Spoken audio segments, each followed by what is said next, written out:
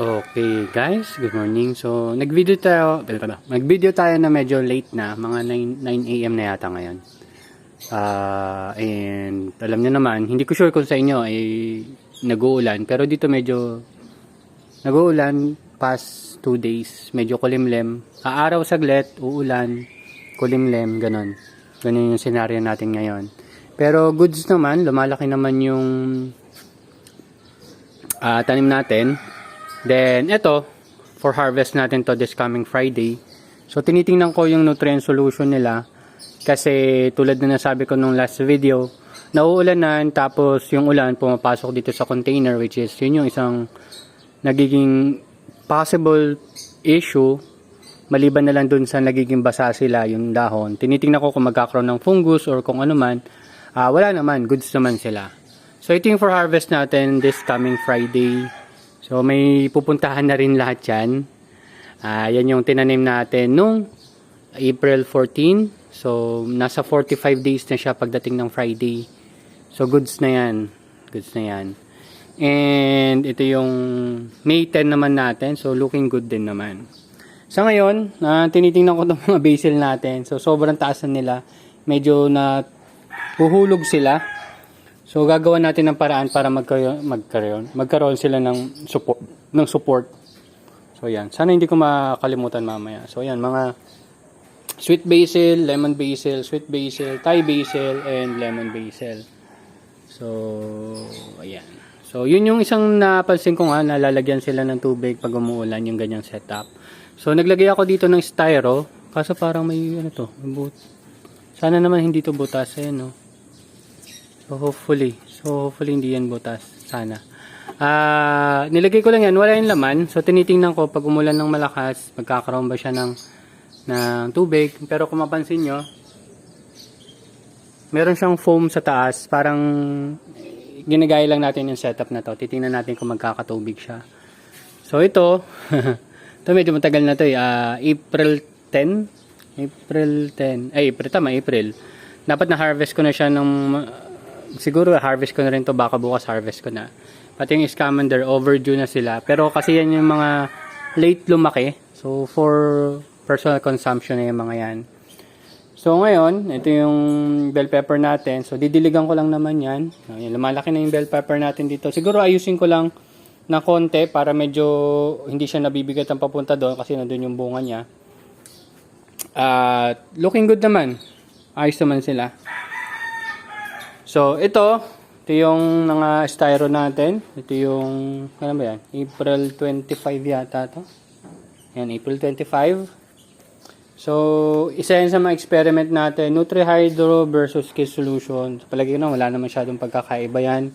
Kung saan na lang siguro kayo gamay or yung mas madali yung natutunan or kung ano man.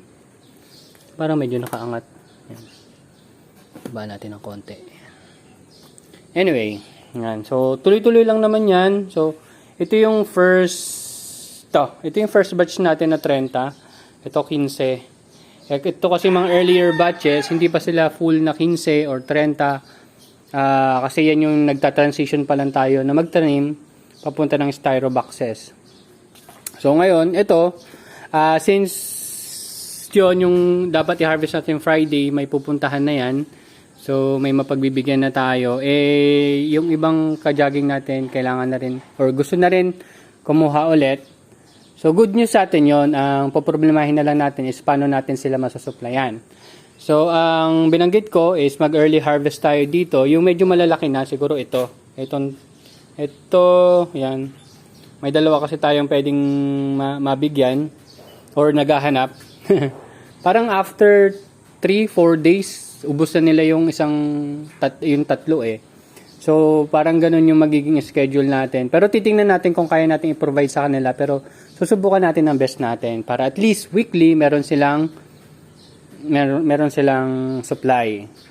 So, sa palagay ko naman, pagdating ng June 25 ay magiging stable na. Sa ngayon kasi, ang planting ko is 15-30. Siyempre may pasobra yon. Medyo nagkakaproblema rin ako sa pagpapagerminate.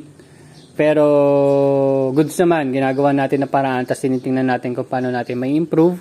And yung seedlings natin, gumawa na ako kahapon na naka coco peat. Di ba nabanggit ko sa inyo dati may binababa tayong coco peat. So kahapon, nag-initial testing na ako kasi para mga 2 days lang pwede mo na naman siyang gamitin eh.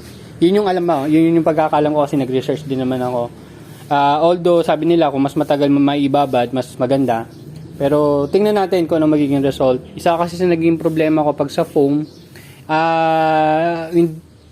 minsan mas madalas hindi masyado nag-germinate. Parang bumababa yung germination rate ko ngayon. Hindi ko sure kung anong mali dun sa ginagawa ko o may kulang sa ginagawa ko. Pero yon, pinag-aaralan naman natin, tas hindi naman natin winawalang bahala. So ayun, early harvest. So good news na rin early harvest natin sila kasi syempre titimbangin natin tapos i-compare natin doon sa isang batch kasi magkaiba sila nutrient solution. Ang gagawin kasi, tatanggalin ko to, itong pinapatungan dyan, tapos lalagyan natin ng 2 pang styro box. Ganun yung magiging setup. Para medyo pantay-pantay na sila dyan sa unang araw, yan, hindi masyadong matatakpan yun na dun sa likod. Ulmeti yan eh, kasi medyo okay yun kahit medyo shaded. Diyan ko siya nilagay. Tapos yung dulo yun sa romaine, parang petchay. So ito malamang ibibigay ko na lang to kasi wala na tayong pagtataniman and medyo natatagalan ako sa pagpapatubo ng cherry tomato, pero excited din ako na magkaroon tayo ng bunga kasi yun may mga bulaklak na sila. So chine-check ko from time to time yung nutrient solution yan kasi tulad ng sinabi ko sa inyo, bigla-bigla na lang nagiging highly concentrated yung solution or nagiging highly acidic yung solution. Yun, kaya kailangan nyo bantayan. So ito, yung colitis natin, yan ang good son. Sarap mag-harvest kasi napakaganda ng bunga niya, hindi siya masyadong ini-insekto tulad ng nasa baba. So hopefully, hindi naman siya mapagtripan ng mga ibon kasi paminsan-minsan may nakakapasok talagang ibon dito. Anyway, ito yung May 16 natin na hydraulic. Itong hydraulic na to, germinated to dito sa rooftop. So parang 2 days siya na naka-enclose yung dark area. Then after nun, dyan ko na lang siya binilad. Then tumubo naman, may 4 na hindi nag-germinate. So sa palagay ko, medyo goods na yon in terms of germination. Kasi sa baba, minsan medyo mataas yung hindi nag-germinate. Hindi ko lang kung bakit. Tapos, since hindi siya kompleto, dinagdagan natin siya ng scamander. Pero yung scamander na nilagay natin dyan is naka net cap. Yan yung initial natin na may net cap. Ito na expose. Yan. Ito kasi ano pa natin yan eh, hindi pa natin natatanaman. Yan yung lalagyan natin. Yung next batch na itatanim natin, which is pag-harvest natin nun, may bago tayong itatanim. At dito natin ilagay. So 15 yon. So dito. Tapos kung makakapag-early harvest tayo, kung mabuhat ko na to, kasi may tubig pa yan eh. Pero kung hindi, ilagay siguro natin doon. Magkakaroon tayo ng setup doon. O kaya doon sa pinagpalitan. Ganun yung mangyayari. So yung mga excess naman nating mga nutrient solution from previous batches, dinidilig ko naman dito sa ating mga petchay, mustasa, sa amaranth natin or colitis. Yun yung nagiging recycling natin ng mga dahon ay ng tubig. So yan, kung mapansin nyo, ito yung last time na binidyohan ko na sobra-sobra yung tubig, hindi dahil sa nutrient solution, kundi dahil sa ulan. So mamaya, or siguro kung ma-videohan ko man, pakita ko sa inyo kung ano nangyari sa kanya. Ayan. So tingnan natin kung gaano ka dami na yung nabawas. Actually, madami yung nabawas, pero hindi pa siya masyado parang marami pa, kalahati pa ng nutrient solution yung nandito. Kaya isa siguro sa iniisip ko, i-check natin yung nutrient solution nito, tapos i-reuse natin siya, pero dadagdagan lang natin siya ng isa pang nutrient solution. Ito KISS solution. So dadagdagan natin siyang KISS solution, tapos ipaparehas lang natin yung ppm nila, then lalagyan natin ng panibagong tanim. Parang reuse lang din. Pero i-reuse mo yung mga half siguro nung nagamit niya. Okay? So, hindi ko pa yung nagagawa. Ngayon ko palang gagawin yon. Mapansin nyo, nahuhulog yung ibang dahon. Ayan o. Kasi hindi sila nabuo. Yan. Sabi kasi alug-alugin eh. Alug-alugin natin. Yan. Ganon din dito sa kabila. Yan. So, gagawin pa natin ng maayos yan. Yan talaga yung medyo napapabayaan ko, pero I'll try my best. So, dito wala naman pala tayong tanim. Pero meron akong amaranth dito. Ayan, oh. May amaranth. Kusa na lang tumubo to. So, hinayaan ko na lang. Tapos ito. Hindi ko lang kung kasing halaman to. Pero parang ito yung pinakadamo damo ko dito. Yan. So, tingnan naman natin yung iba. Ayan, lemongrass natin. So, hindi ko na siya diniligan kasi nga umulan. So, naanggihan naman sila dito. At goods na goods yung tubo niya. Napakaganda. At ating napakalupit na talong na hindi pa rin namumunga up until now. 8 months na yata to. So, it's either mali ako ng variety yung binili o hindi lang talaga ako marunong mag-alaga. Pasensya na. Ngayon, tinitingnan natin itong mga pipino. So, hopefully, tumubo naman siya. May mga pipinong medyo malalaki na dito sa mga batch na to. Pero yun nga, tulad na sabi ko last time, parang unti-unting na mamatay itong pipino natin dito. Pero ito malaki na oh. Oh, ganda oh. Biglang lumaki oh. Sana lumaki siya. Excited na rin naman ako. Maka-harvest naman ng pipino. Sobrang tagal na nating inaantay yan. Pero tingnan natin yung unang pipino dito. Ito, aatras na to kasi kung papansinin ko, ito yung mas mabilis tumubo kumpara doon. Pero tingnan natin kung saan galing to. Saan to galing? Dito pa siya. Dito pa siya galing. Yan yung malaking pipino nakikita ko. Hindi pa siya malaki pero malaki na. Kukumpara natin sa iba. Dito kasi ito parang namamatay Pero rin siya, nagkakaroon din ng bunga pero hindi pa tumutuloy. Tingnan natin kung may kakaroon siya ng bunga na lalaki talaga. Okay?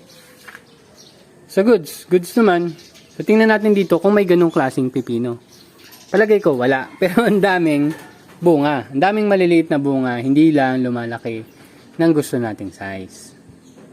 Siguro kasi may maliliit na insekto yan Parang gagamba yata tawag nila dyan. May kung ano man. Yun nga, pag hindi na siya lalaki, ipapatayin na po natin siya. It's a good experience na rin naman. And alam din man natin na hindi masyado naaarawan sa pwesto na to. Kaya given na yung isang scenario na hindi ko siya nabibigyan ng optimum na sunlight para mag-grow siya. So isa siguro yon sa mga dahilan. Ayan, lumalaki. Nakakatuwa, oo. Pero sad lang na hindi natin siya nabigyan ng tamang kondisyon. So ito, hindi ko lang kung bakit naputol to. Hindi ko naman to pinuputol. Baka sa hangin or kung saan man.